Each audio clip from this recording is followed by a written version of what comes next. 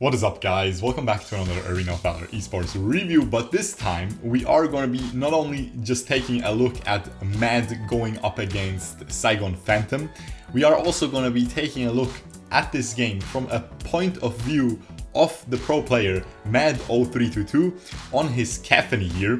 So while Capheny is not the most exciting marksman to spectate here, we will still see some very nice Capheny gameplay. And yeah, we'll see how this goes. This is the first time that we are going to be taking a look at a pro player point of view cam in this APL tournament. They only have them from the Taiwan teams, so I don't really have too much choice here. We can't really take a look at ADC playing his Nakrov or something like that, guys. But I saw 0322 is playing Capheny this game, and he was popping off pretty well. You can see he already got that first blood, and I thought it would be a good idea to analyze this from a point of view of him, especially because these last two games that we spectated, Mad team here, he just did a phenomenal job, so he definitely is a very good player here. And you can see Neil is already making his way onto this Malok with that Ignis CC. They are able to pick off that kill as well, and so far Mad already 2-0, already in a very good position here in this game. He spams a lot of that tab, a lot of that score screen, which is let's see if he's gonna keep doing it. I know a lot of you guys actually mind that a lot. I don't really mind that too much. It is just what a lot of pro players do, to check items constantly, to check the gold values constantly. It is a very good habit to have. But I have to admit, man, he is flashing it so quickly. It's probably just a little tick he has. But yeah, we'll see how it goes here. He is instantly roaming. He's roaming a lot on his Capheny here. You can see the gameplay is a lot different than in solo queue. In solo queue, I would have probably just farmed that jungle camp, that small one, but he is instantly trying to follow up with his team and use that Capheny early game. You know, a lot of people underestimate that Capheny early game. It can be very strong, but here his Ignis gets caught and he recognizes there's nothing for them to gain. He just needs to clear that top lane wave. So again, marksman, side lane marksman, you are just gonna be farming a lot, and you can see he is doing exactly that. Gets a little bit caught out here by that Lindis. The enemy is really rotated incredibly fast. I didn't expect that either. It's very fun to check this out from a pro player view, because we don't see where all the enemies are, of course, as we see it in that top-down spectator view. This Malok gets caught and he gets the second kill. He's 2-0 to 100% kill participation, and he is just farming really well, doing a lot of, yeah, just doing a good job getting all the farm. His team is providing him with all this farm, making the game focused around top lane, so he picks up these kills. That's exactly what you want to do with the Capheny in your team, in that pro play. This Lindis has to be very careful of this Capheny's lasers. He is just making his way to this dragon, and they are probably just going to try to pick this up. Of course, Volcat, S2 and Punish just can execute it at like 3000 health. She instantly rotates, Ignis gets picked up, and this Volcat is really deep into that team fight now, and they just completely lose it. They kind of had this split going on where two of them were at the top side, two of them were at the bottom side, and the enemies just were able to collapse onto them at that bottom side of that dragon pit. And yeah, they weren't able to fight that correctly, just not a good position. They lose that dragon now, and now the game is very even all of a sudden. Of course, we can't see the gold values all the time like we see it in the top-down view, but I would assume this gold is pretty even right now. Let's see if this, yeah, this Richter is doing an amazing job, is picking up that 2 kills for his team there in the middle with his ult and knock-up combos. Meanwhile, look how aggressive he is playing. He is playing this phenomenally. This Richter has to be very careful. Oh my goodness, he just gets a solo kill. Very well played there. Richter just completely overextended, and honestly, I would have probably backed out, but he knows his Capheny, man. He probably has hundreds of games, if not thousands of games on this hero.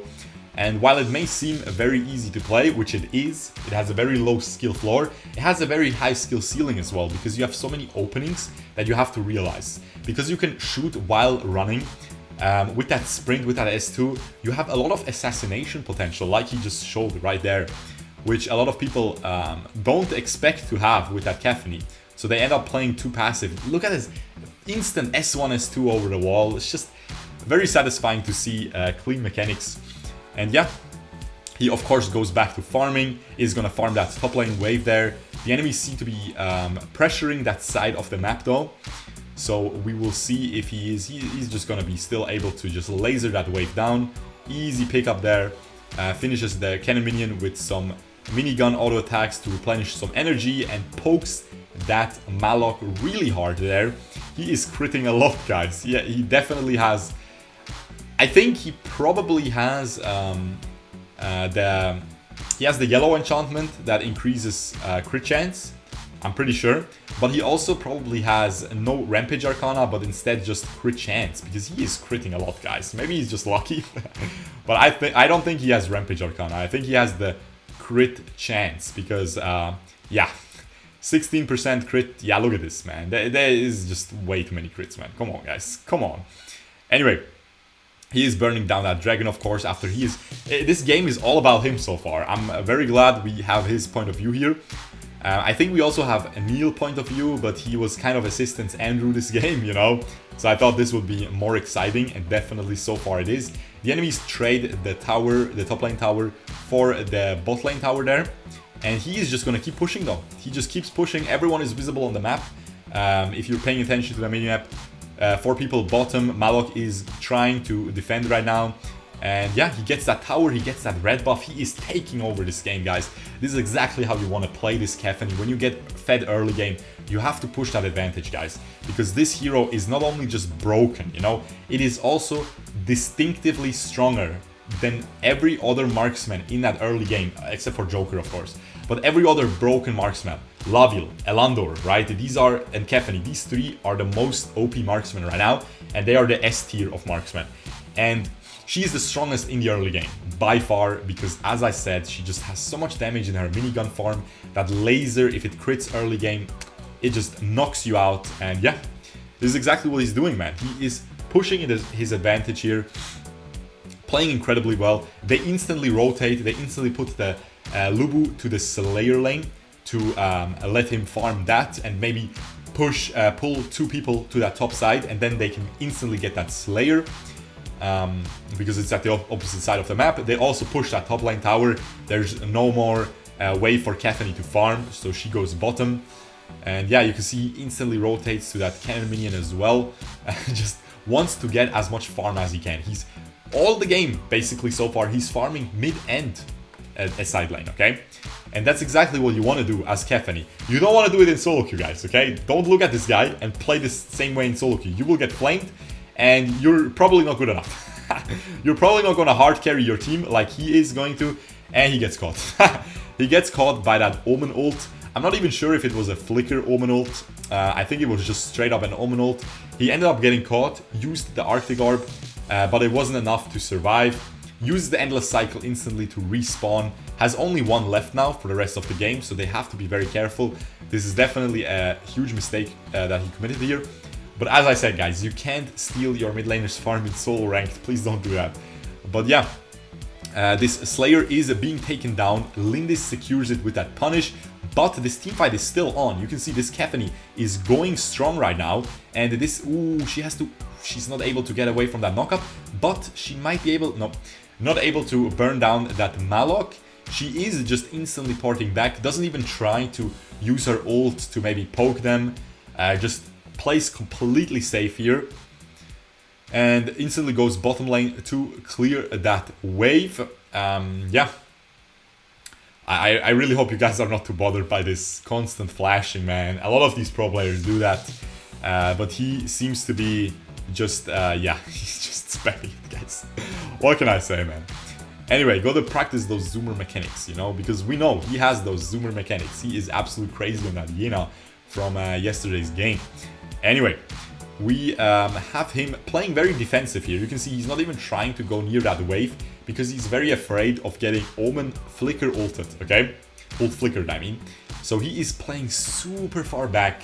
into his own base there, just staying very safe again here, trying to stay away from that Omen. Omen used ult now he can go deep, and now he can do fine here. He does a huge crit, and he is not able to survive long enough for that blade Ball of Slaughter to heal him back up. He is not using his Endless Cycle because it is not up, and we'll see if his team is going to lose this tower right here.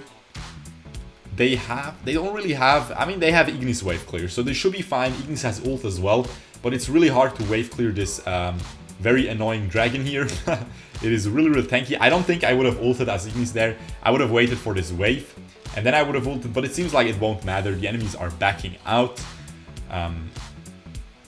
And he is instantly going back. The streams, these point of view streams are really like, I don't know, they have some bitrate issues as well. So it's probably not gonna look the prettiest, but it is what it is. We have to take what we can get here. And yeah. This is, by the way, going to be a very long game, as you can see by that timer at the bottom, or before you click that video. So this is gonna be a huge, like, absolute clown fiesta in the late game. Seems like a Mad team are the gods of late game clown fiestas so far this tournament. They seem to be having the most of them. Like 1 week ago, I said Team Flash was the gods of late game. Were the gods of late game, but seems like a Mad team likes to go, likes to have very crazy late game scenarios. He has his Devil's Handshake as well. As I said, this is the pro build for Capheny right now. We will probably skip a little bit of the farming. I'm not sure. I'm not sure if I should do that. But right now they're just defending, and he's just flashing this score screen.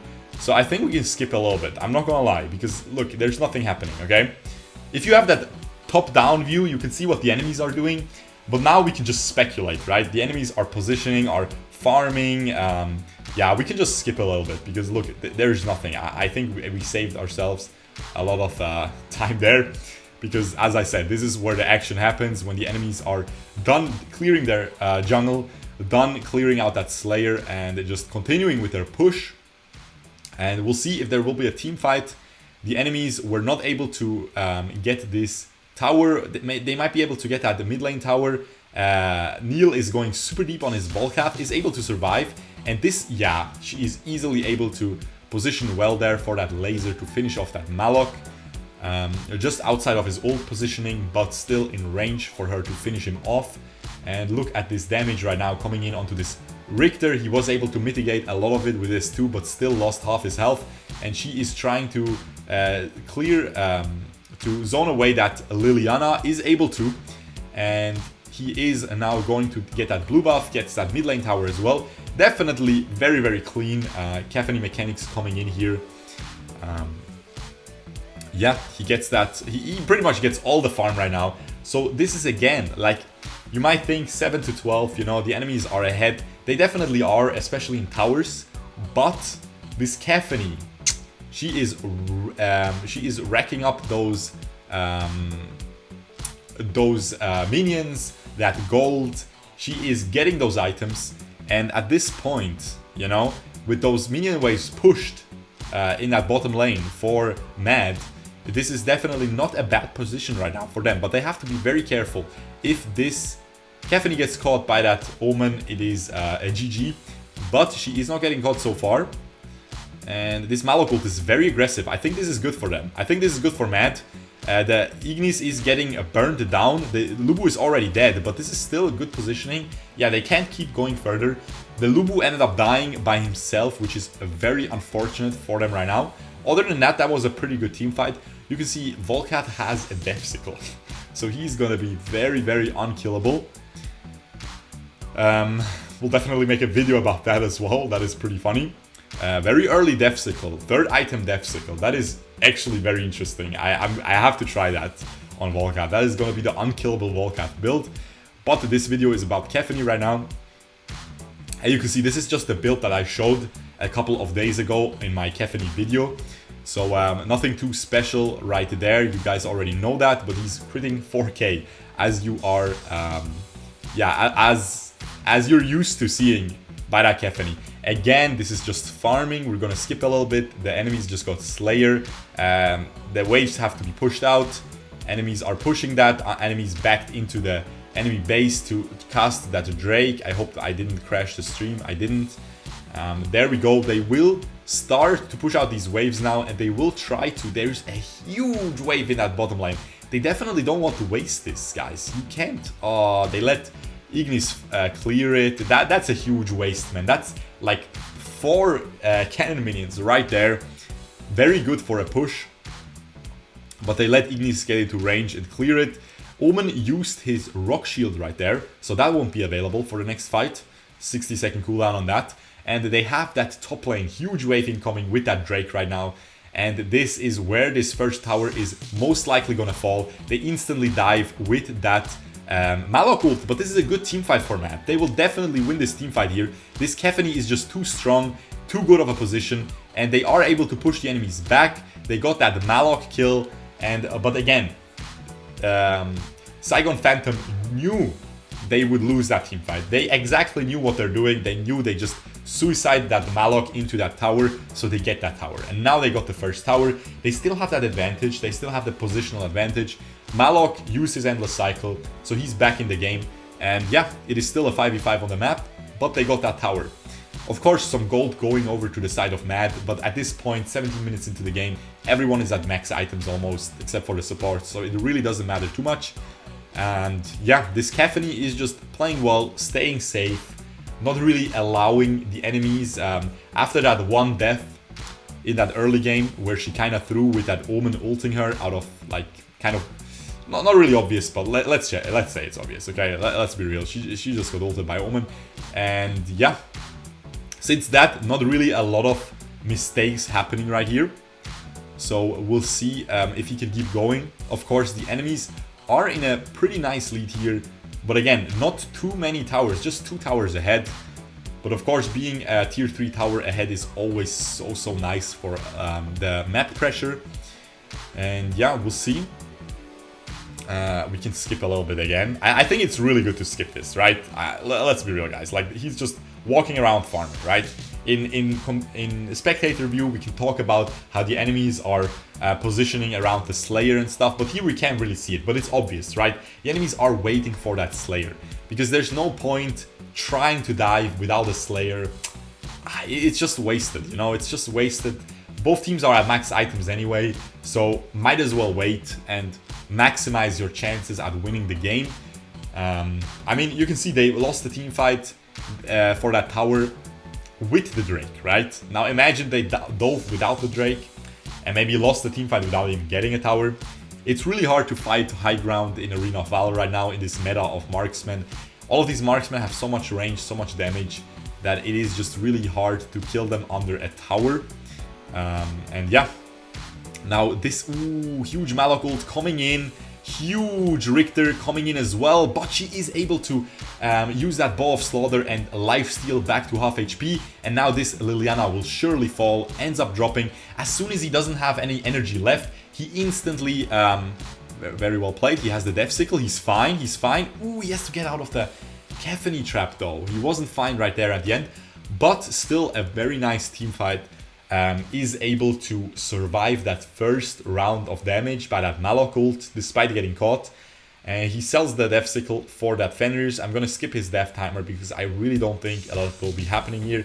They still have that Ignis available, so they can clear those minion waves very comfortably here. We can see if they will be able to push this, but I highly doubt it. Again, these minion waves are paper to that Ignis, especially with its true damage. It doesn't matter that they're buffed up by the Slayer. You know, he's chilling. Anyway, actually, I'm not even. Yeah, you can do true damage 2 minutes. Anyway, let's see here. He just respawned 11 to 15. He doesn't have any endless cycles left anymore in this game. Actually, he does. He has one. He has one still. My bad. I thought when the icon is grayed out or like dark, you don't have them anymore, but he has them. You can see on the buff bar he still has one left. And yeah, of course, full item build. Both teams just playing very safe. Now we don't see where SGP is here, but they are probably, yeah, where that Richter is, all in that bush in that middle lane, have that control over it. Abyssal Dragon will be spawning in 35 seconds. Again, Enraged Abyssal Dragon buff coming in very soon. Actually, no, that's the Slayer, excuse me. The Slayer is spawning in 30 seconds. Again, a Drake will be pushing down. And they will probably be trying to get that mid lane tower next. That is a very, at half HP, you know, gonna be pretty simple to pick up with that Drake pushing in. With, again, Malok just jumping in. He probably has a Rock Shield at this point. Very popular item right now on Malok. And at that point, you know, you're not gonna do a lot to that Malok. I mean, you're gonna kill him, right? That Capheny, but she's gonna take a long time. And it's only 3 shots for Lindis to kill that tower at this point. So yeah, they pick up that Slayer. As I said, not too much to talk about right here. The enemies just have to push out these waves. They're waiting actually. They're not gonna push them out. You can see they're waiting for the... You have that mid lane wave, right? Clashing against each other. If you kill the enemy wave, your wave pushes and they just kill it, okay? The enemies just kill it. But if you keep them in the mid lane, the next waves are coming, and then you have 2 waves, and then you kill the waves, and then you have 2 waves pushing, and then you can try to set up for a dive, and it's much harder to clear out that double minion wave for the enemies. And you can see that's exactly what they're doing. Look at this. They have a stacked minion wave in the mid lane right now. And yeah, and you can time it with clearing the side lane waves a little bit earlier, so you can have all 3 waves on all fronts pushing in at the same time. And at that point, you know, it is just really hard to defend. That's what you see most of these pro teams doing. I mean, it used to be a really like insane play to do it 2 years ago, but now it's a very standard. Everyone does it. And yeah, that Malok ult barely misses. Still a very good zoning though by that Malok ult. And now that Capheny just was completely left alone. The Richter last team fight, he was diving onto her, but this time she is completely left alone and is completely destroying this SGP roster here. Late game Capheny, as I said, man, I mean, late game Lindis is pretty good, but at the end of the day, Capheny is just so much stronger late game that you're just always gonna win these team fights very easily, especially if you have an Ignis as well. Just such a strong late game coming in. Ignis completely outclasses Liliana late game as well, even though Liliana is really good late game. You know, she's not as easy to pull off as an Ignis. Every situation for Ignis, he can just spam his abilities and do a ton of AoE damage. But for Liliana, she has to hit her S1 and then try to find an opening to go in, and then she can outdamage anybody, but it is not easy to pull off. You have to, the enemies have to allow you to do it basically. And under the towers, it is really difficult to do that. And yeah, they are able to completely turn this game right now. 25 minutes played, 15-16. The gold is probably very even as well, but again, that doesn't matter when you can see he has 6,000 gold sitting on it. He can sell his Blade of Eternity into Death Sickle, sell the Death Sickle into the Arctic Orb, maybe even if he has fast enough fingers. And yeah, that is just gonna be, that is what he can do, but we'll see if he can pull it off. This is gonna be a very safe Capheny. Of course, she has that revival buff onto that dragon as well, and you can see the game completely turned around just in one team fight.